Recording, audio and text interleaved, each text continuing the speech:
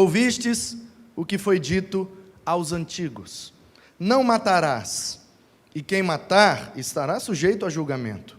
Eu, porém, vos digo que todo aquele que, sem motivo, entre colchetes, isso significa que não está nos originais, é um acréscimo dos copistas. Todo aquele que se irar contra seu irmão estará sujeito a julgamento. E quem proferir insulto ao seu irmão estará sujeito ao tribunal. E quem lhe chamar tolo estará sujeito ao inferno de fogo. Se, pois, ao trazeres ao altar a tua oferta, ali te lembrares de que teu irmão tem alguma coisa contra ti, deixa perante o altar a tua oferta e vai primeiro reconciliar-te com o teu irmão. E então, voltando, faze a tua oferta. Entra em acordo sem demora com o teu adversário, enquanto estás com ele a caminho, para que o adversário não te entregue ao juiz, o juiz ao oficial, e seja recolhido à prisão. Em verdade te digo, não sairás dali, enquanto não pagares o último centavo. Amém. Palavras de Jesus, no chamado e conhecido como Sermão do Monte. O Sermão do Monte está na Bíblia, registrado nos capítulos 5, 6 e 7 do Evangelho de Mateus. Na verdade, o Evangelho de Jesus, conforme escreveu Mateus, porque só Jesus tem um Evangelho. Só Jesus tem boa nova, só Jesus tem boas notícias para a nossa alma. Mas 4 pessoas escreveram e registraram essas boas notícias em Cristo: Mateus, Marcos, Lucas e João. Mateus, Marcos e Lucas são chamados e conhecidos como evangelhos sinóticos. Sin, em grego, é junto, no mesmo. Sincronia, no mesmo tempo. Sintonia, no mesmo tom. Sinagoga, aprendendo junto, no mesmo lugar. Portanto, sinótico é no mesmo ponto de vista, na mesma ótica. Mateus, Marcos e Lucas registram o Evangelho de Jesus na ótica narrativa, biográfica de Jesus. A vida de Jesus, o nascimento, e aí algumas omissões no período de sua infância e juventude, mas alguns deles traz ele com poucos dias de vida, depois com 12 anos de idade no Evangelho de Lucas, e depois ele já reaparece aos 30 para ser batizado por seu primo João Batista e iniciar ali o seu ministério, que dura cerca de 3 anos e meio. Portanto, Mateus, Marcos e Lucas, cujo primeiro foi escrito foi o Marcos, e aí Mateus foi testemunha ocular da história, Marcos e Lucas não foram, mas eles escreveram baseados no que ouviram, no que contaram, no que eles receberam de informação. E aí depois, isso Marcos escreveu por volta do ano 50 a 55, e até o final dos anos 60, 65, esses 3 evangelhos já estavam escritos, Mateus, Marcos e Lucas. E aí, no final do primeiro século, por volta do ano 90, 92, o João, apóstolo, o último que ainda estava vivo, naquela ocasião era pastor na igreja de Éfeso, igreja que já havia sido pastoreada por Paulo, por Timóteo, agora estava sendo cuidada pelo João, porque ela era a maior igreja da Ásia Menor, porque a cidade de Éfeso, uma cidade portuária, era uma espécie de capital da Ásia Menor. A Ásia Menor, que tem 9 principais cidades, e a mais importante é Éfeso. Éfeso, Esmirna, Pérgamo, Tiatira, Sardes, Filadélfia, Laodiceia, Colossos e Hierápolis formavam então as 9 cidades da Ásia Menor, um lugar que era uma rota comercial, um escoamento de produtos para o porto, de onde ganhava o mar Egeu e Mediterrâneo, e era comércio para o mundo. E você sabe, você que mora aqui na Grande Vitória, você sabe que as cidades que têm um porto atraem mais pessoas, mais oportunidades, mais emprego e geram mais renda. Por isso, não diferente disso, Vitória é a capital do estado, e Vila Velha e Cariacica, que estão no entorno do braço de mar que nós temos aqui, que dá origem ao nosso porto. Então aqui se concentram as empresas, o comércio, e a movimentação financeira é muito maior onde se tem um porto. Então, Éfeso era a capital da Ásia Menor, e era uma igreja muito grande por causa desse movimento portuário que gerou uma cidade diferenciada. E aí, João, então, pastoreando esta igreja, o último dos apóstolos ainda vivo, percebe que a igreja, naquele momento, no final do primeiro século, cerca de 60 anos depois da morte de Jesus, já estavam se desviando do evangelho original, puro e simples, principalmente com relação à cristologia. O entendimento, a doutrina, o conhecimento sobre o Cristo estava se perdendo por causa de filosofias gregas, principalmente gnosticismo, docetismo e serintismo, que estavam entrando com muita força a partir da conversão dos gregos. Eles se convertiam, mas traziam essas linhas filosóficas que contestavam, por exemplo, a divindade de Cristo. As duas naturezas de Cristo, de que Ele é 100% homem, 100% Deus, que Ele é o Filho de Deus, é Deus encarnado, é o Emanuel, é Deus entre nós. As filosofias gregas não concebiam esse tipo de compreensão. Então estava havendo uma ruptura entre o que Cristo deixou como verdade e o que a filosofia grega dizia que era a verdade. Resultado disso é que João então escreve o seu evangelho. E aí, por isso ele é conhecido ou chamado de quarto evangelho, porque ele tem uma perspectiva, uma abordagem totalmente diferente dos três primeiros, que são sinóticos. Ele tem uma abordagem mais teológica, mais cristológica. Por exemplo, Mateus e Lucas começam com a genealogia de Cristo, e eles dizem que Cristo vem de Abraão. Já o João diz assim, no princípio era o verbo, enarque eimi logos, em logos prostoteos, em roteos prologos. Viu? Depois diz que batismo fala língua diferente. No princípio era o verbo estava com Deus, o verbo era Deus, vimos a sua glória, a glória do unigênito do Pai. Enquanto Mateus e Lucas começam na genealogia humana de Jesus, João apresenta a genealogia divina de Cristo. Ele é Deus, o próprio Deus, que veio, tabernaculou entre nós, armou a sua tenda, e vimos a sua glória. Ele veio para os seus não receberam, mas todos quantos o receberam, deu-lhes o direito de serem chamados filhos de Deus. E aí o João pega nessa perspectiva eterna e divina de Cristo, e vai até o final, com passagens extraordinárias. Mateus, Marcos e Lucas, eles têm praticamente as mesmas passagens, tem quase todas que tem um, tem no outro, 70% de um está no outro, 80% do outro está no um, e vice-versa. João não, traz várias passagens diferentes. Primeiro capítulo, por exemplo, aquele prólogo eterno e divino de Cristo, só tem em João. O diálogo com Nicodemos sobre nascer de novo, só tem em João. O diálogo com a mulher samaritana, de onde saiu o nosso tema sobre adoração, só tem em João. A videira verdadeira só tem em João. Os ensinamentos sobre o Espírito Santo, ser o nosso Consolador, só tem em João. Portanto, o Evangelho de João, ele segue uma outra linha, tem uma outra abordagem, e ele está cumprindo um outro objetivo, que é resgatar o verdadeiro cristianismo, ou a verdadeira cristologia da igreja. Pois bem, porém, no Evangelho de João, não tem esse trecho aqui. Não tem esse trecho em nenhum outro evangelho.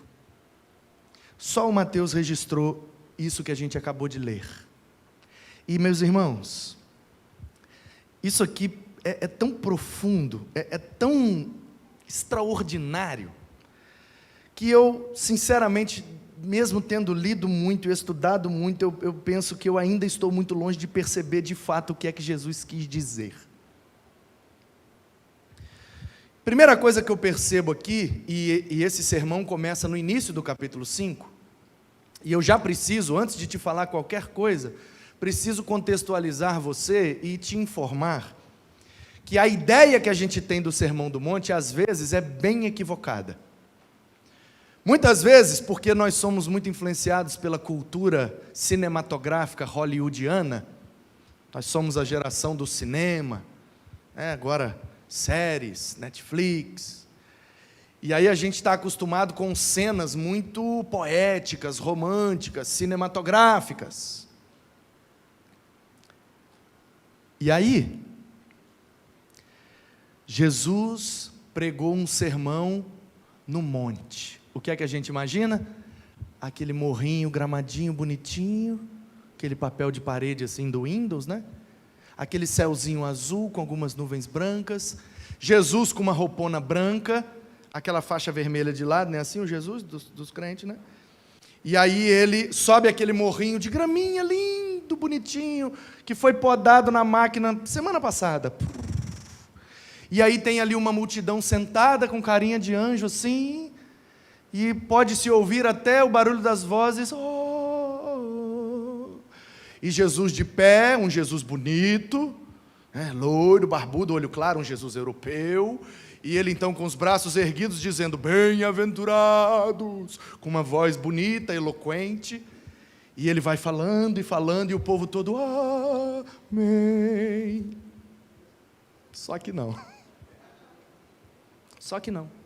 Se você ler os primeiros versículos do capítulo 5, diz assim, tendo Jesus se retirado das multidões, ele viu as multidões, se retirou dela, um monte de gente atrás dele, Jesus, ele. Olha só, eu tenho um negócio para ensinar para os meus meninos aqui, vocês dão licença só um minutinho, vou subir aqui rapidinho, tá?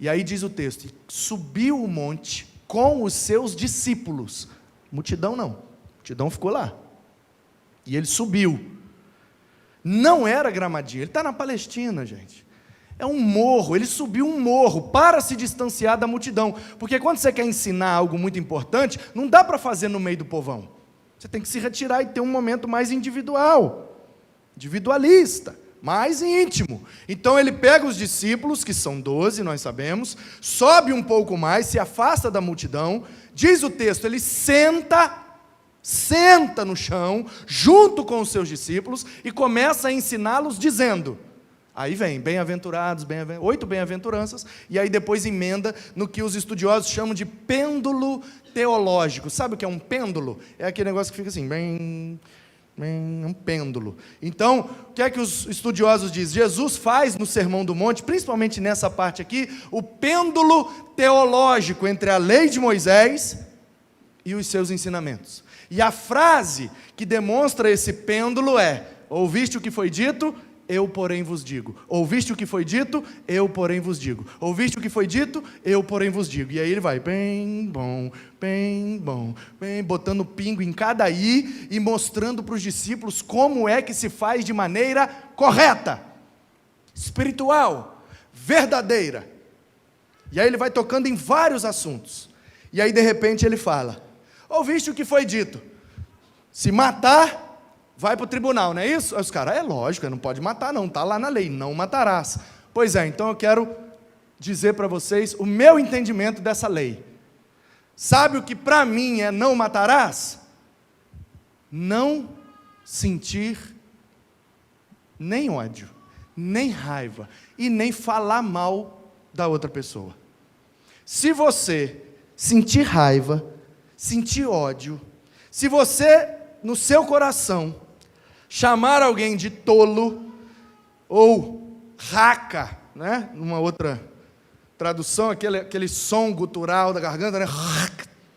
Tipo, que nojenta essa pessoa. Se você tiver inimizade com alguém, se você se atracar física, ou ideológica, ou emocionalmente com alguém, em termos de raiva e briga, cólera, disse Jesus, isso aí já é um assassinato. Sabe aquela expressão, quando alguém te faz uma coisa que para você é muito ruim, e você fala, fulano morreu para mim. É isso que Jesus está dizendo. Existem assassinatos que não são feitos nem com revólver, nem com faca. Existem assassinatos que acontecem no coração.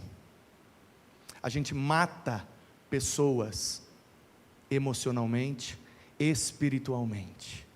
E aí Jesus pega a lei, que trabalha só para a morte física, e dá um upgrade, e dá um plus, e é uma lei 2.0. E aí ela, matar fisicamente a gente já sabe que não pode, isso aí não precisa nem falar. Agora, disse Jesus, existe um assassinato que não é físico. E tem muito assassino por aí que não está diante do tribunal, que não está sendo preso, mas é assassino, às vezes em série. Tem serial killer espiritual. Gente que quando abre a boca é para matar. Matar emocionalmente, matar espiritualmente, matar psicologicamente, ideologicamente, matar pessoas que matam com palavras, com sentimentos, com atitudes.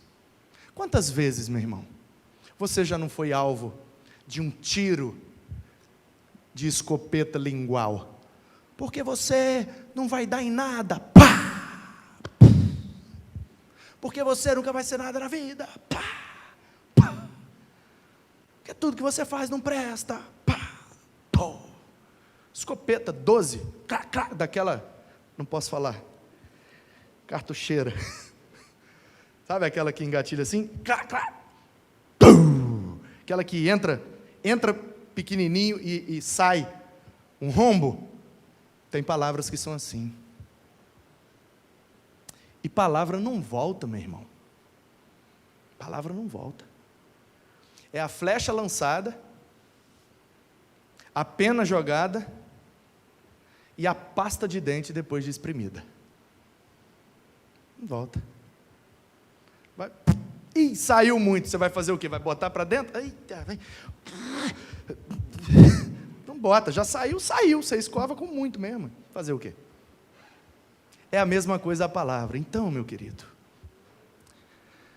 Jesus está dizendo o seguinte: os cristãos, os meus discípulos, eles não são assassinos, não podem ser. Mas não é que eles não podem ser assassinos físicos, eles não podem ser assassinos de maneira nenhuma. Não pode matar ninguém, nem com tiro, nem com faca, nem com paulada, nem não, tá doido? Isso aí até o Código Civil já prevê. É civil? É penal? Penal, né? É penal, né? A gente não precisa de Bíblia para saber isso, não é? Aí Jesus fala assim, tá, vocês conhecem a lei dos homens? A lei dos homens diz, não matarás. Mas vocês conhecem a minha lei? Não, Jesus, é diferente? Não, é a mesma. Só que tem um upgrade. Não matarás, nem psicologicamente, nem espiritualmente ninguém. Porque a arma que mata espiritualmente é a palavra. Então, meus queridos, eu penso que na primeira parte do texto lido aqui, é por aí que Jesus está querendo ensinar os seus discípulos. E aí depois ele entra no assunto da adoração propriamente dita. Porque naquele tempo, e você tem que se lembrar que Jesus aqui ainda não morreu, ainda não ressuscitou, o Espírito ainda não foi derramado. Aqui ainda não. Então aqui ainda, embora Jesus já tenha dito para a mulher samaritana, olha, está chegando a hora, e na verdade já chegou, em que os adoradores devem adorar em espírito e em verdade. Mas ainda, esse momento propriamente dito, não tinha chegado, porque esse momento de adorar em espírito e em verdade, sem precisar matar um bicho, sem precisar de um sacerdote, sem precisar de fazer aquilo que a religião exigia, só vai ser inaugurado de Atos 2 para frente, com o derramamento do Espírito. Então Jesus aqui está aproveitando a rotina de adoração deles para dar uma lição. E ele diz, não tem quando você quer adorar a Deus e você vai lá no templo levando uma oferta e você entrega aquela oferta na mão do sacerdote e o sacerdote presta o seu culto para Deus, para você se sentir perdoado, para que você se sinta um adorador? Sim, tem aquele momento que você leva a sua oferta lá no templo, porque o templo é o lugar certo de adorar. Naquele contexto, para aqueles discípulos que estavam ouvindo. Para nós hoje não tem lugar, não tem horário, não tem nada. O véu foi rasgado. E em espírito e em verdade, em qualquer lugar e em qualquer horário, somos adoradores. Mas Jesus está dizendo, não tem, quando você vai levar a sua oferta, e o pessoal devia responder na sua mente, sim, tem, Jesus, eu sei do que você está falando. Se você lembrar que tem alguma coisa para resolver na sua vida, deixa a oferta ali. Vai lá e resolve. Depois você volta.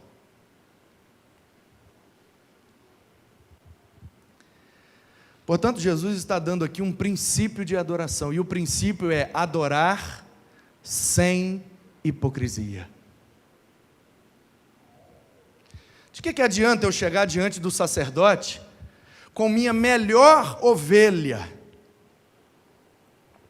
Eu sou um criador de ovelhas. Eu pego a minha melhor ovelha. A minha ovelha é mais bonita, mais gorda, mais frondosa, ela não tem defeito nenhum, mancha nenhuma, branquinha. Eu pego aquela ovelha top, levo na mão do sacerdote, ele mata aquela ovelha, bota um fogo, a fumaça sobe, adorei a Deus com o meu melhor. Aí Jesus diz, e sua vida, como é que está? E como é que você está com as pessoas que você se relaciona? Como é que você está com a sua esposa? Como é que você está com a sua sogra? Como é que você está com o seu cunhado? Como é que você está com o seu vizinho? Como é que você está com o seu patrão? Não, minha vida aqui no templo, entregando a oferta, é minha vida aqui. A minha vida lá em casa é minha vida lá em casa. Mistura as coisas não. Aí Jesus fala, está tudo misturado. Você tem uma vida só, meu amigo. Não é uma vida na igreja e outra fora dela. Não, o nome disso é esquizofrenia. Pessoa que tem duas vidas, vive em dois mundos diferentes. Nós não somos esquizofrênicos, nós temos uma vida só, ué. Então o que eu sou aqui, precisa ser reflexo do que eu sou lá, e vice-versa. O que eu sou lá, precisa ser reflexo do que eu sou aqui. É essa incoerência que Jesus está denunciando. De que adianta você lá no templo levar a sua melhor oferta, se na sua rotina de vida, você não é a melhor oferta para Deus?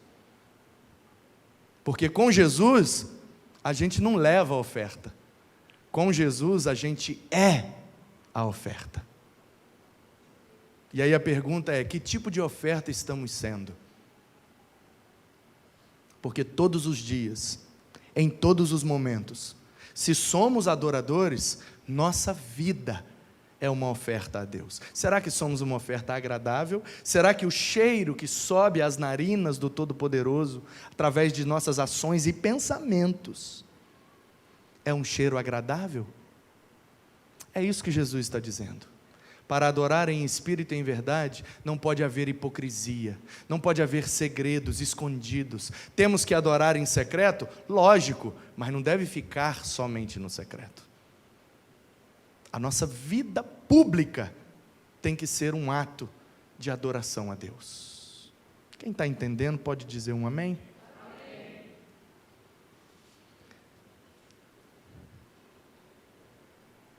Se, pois, ao trazeres ao altar a tua oferta e ali lembrar que tem alguma coisa para resolver, resolva. Portanto, meu querido, eu preciso que você entenda que sua vida é um culto. Nossa vida é um culto, não é o que a gente faz aqui, meus irmãos. Isso aqui é uma celebração, isso aqui é uma reunião, isso aqui é um evento com data marcada, com hora marcada, onde nós, de maneira comunitária e coletiva, liturgicamente adoramos a Deus. Mas a partir do momento que a gente sai daquela porta ali, não acabou o culto, não é? Na perspectiva de Jesus, culto não acaba. Culto é vida. Então, eu não preciso esperar o dia de culto para resolver o meu problema. Porque para quem é adorador espiritual e verdadeiro, todo dia é dia de culto. Portanto, todo momento, em todo tempo, com todas as oportunidades, eu preciso colocar minha vida em dia para adorar a Deus da maneira que Ele quer. O tempo todo, irmãos, o tempo todo. O tempo todo. Eu estou com um negócio aqui para resolver na minha vida, e eu olhei aqui, eu estou na escala para cantar domingo. Então, quando chegar mais ou menos lá no sábado, eu resolvo esse problema para eu poder cantar no domingo de boa. Você não entendeu. Você não entendeu. Não é sobre o que a gente faz aqui, é sobre o que a gente é na vida. A igreja que vai impactar e transformar o mundo, não é a que a gente está indo, é a que a gente está sendo. É isso. Sem hipocrisia. Eu estou dizendo que é sem pecado, sem erro, sem falhas. Estou dizendo que é sem hipocrisia. Não sei se você sabe, mas a palavra hipócrites é uma palavra grega que significa ator. O ator no mundo grego, que o teatro vem da Grécia antiga, era chamado de hipócrites. Porque ele faz a hipocrisia. A hipocrisia é a encenação teatral. E o cara que faz a hipocrisia é o hipócrites. Por isso Jesus olha para os religiosos e fala: vocês são hipócritas. É tudo encenação, é tudo fake. E em tempos de fake news, existe fake adoração.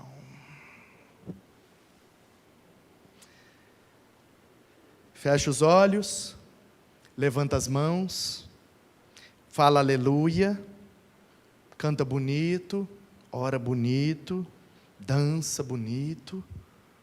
Oh glória! Fake news. Fake news. Porque tem um monte de coisa para ser resolvida e não resolve. Fica empurrando com a barriga, juntando para debaixo do tapete as coisas que precisam ser resolvidas. E aí sabe quando que vai se resolver? Nunca. Porque cabe a nós resolver. Tem coisa que é Deus que faz, tem coisa que somos nós. Dos céus ouvirei a sua voz, perdoarei o seu pecado, sararei a sua terra. Se for meu povo, se chamar pelo meu nome, se humilhar, se orar, se afastar dos maus caminhos. Eu falei o versículo de trás para frente, eu botei a parte B na frente da parte A, exatamente para te chamar a sua atenção de que, em 2 Crônicas 7,14, Deus está revelando através do Salomão, que existem coisas que só Ele pode fazer, dos céus ouvir, perdoar pecados e sarar a terra, mas existem coisas que o povo tem que fazer, se humilhar, e orar, e buscar a face, e afastar dos maus caminhos. Tem coisa que cabe a nós, meus irmãos. Deus não vai descer, se materializar e pedir perdão em seu lugar. É você que tem que pedir. Deus não vai descer, se materializar e perdoar no seu lugar. É você que tem que liberar esse perdão. Deus não vai se colocar no meio da sua cama, entre você, seu marido, entre você, sua esposa, e dizer: ei, fala com ela, ei, fala com ele, vocês não vão dormir assim. Vamos lá, senão eu vou botar no cantinho do pensamento. Vamos conversar logo. Não pode dormir, vocês não leram a Bíblia, não? Não deixe o sol se pôr sobre a raiva de vocês. Vamos lá, o sol já se pôs, vocês estão indo dormir, está errado. Vamos conversar? 2, 3 e já. Ele não vai fazer isso, porque ele já orientou. Quem que tem que fazer? Nós.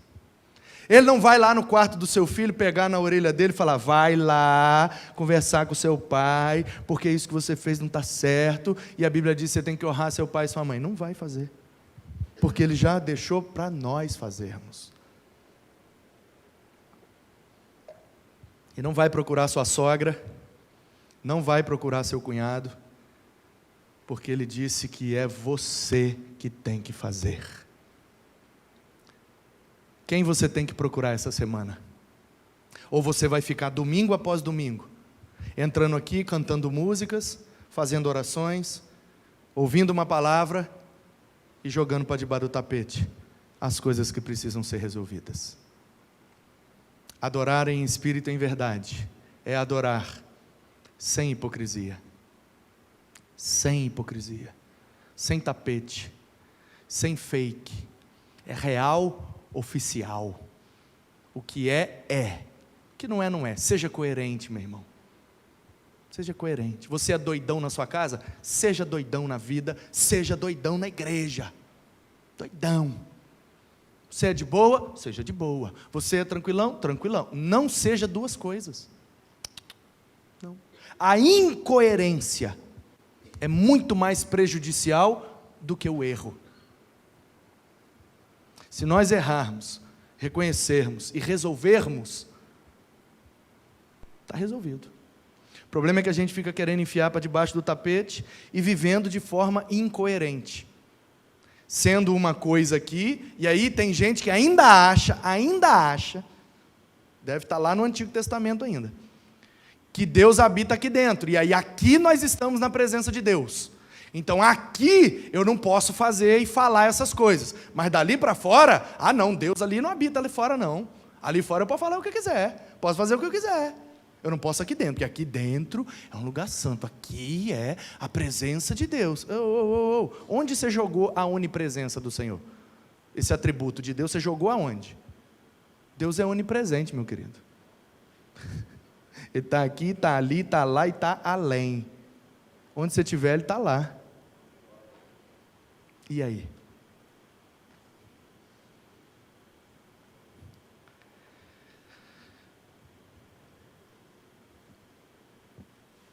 Adoração sem hipocrisia. Sem sermos atores. Sem sermos atrizes. O que é, é. O que não é, não é. Sinceridade. Transparência. Precisamos ser sinceros. Sabe o que significa sincero? Sem cera.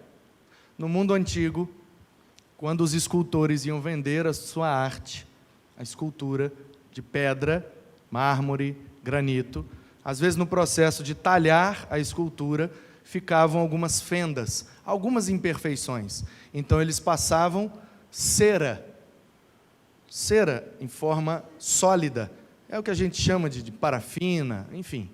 E aí eles enceravam a escultura e toda a imperfeição era coberto pela cera, dava uma polida. E aí tirava arranhão, tirava buraquinho, falha, imperfeição, e a escultura ficava toda linda, brilhosa. E aí quando alguém ia comprar uma escultura, e o escultor tinha orgulho de ter feito um trabalho sem nenhum defeito, ele dizia, essa é sem cera. Sincera. E eu fico vendo um monte de gente adorando, cheio de cera.